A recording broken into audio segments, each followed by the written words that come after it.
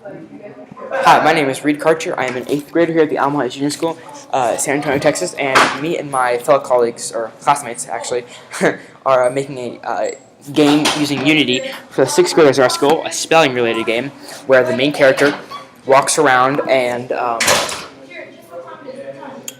fixes people's grammar. It's medieval times, so I guess it'd be a town, and they walk around the town and they would fix people's grammar.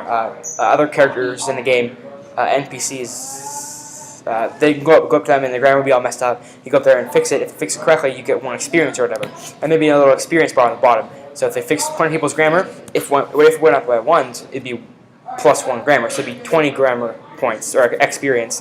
And it's from a top view, like Zelda, like Mr.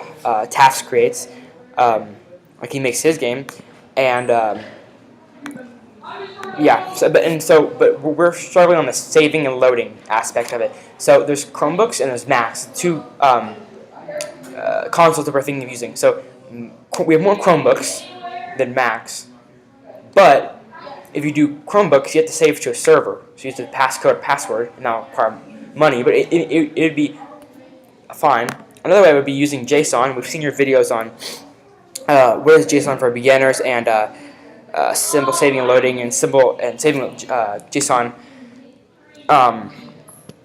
And so we think we could use JSON with the Macs, but then again we don't have as many Macs. We have a limited amount of Macs, but if we had Macs we could save locally on the computer.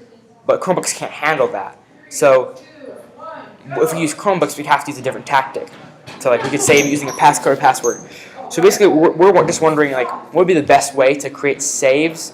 Like, should we use Chromebooks or MacBooks or Macs? So if you could think about this, and we're kind of in a pickle. So we need some.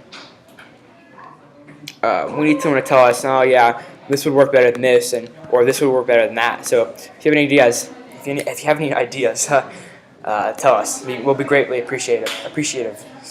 Bye.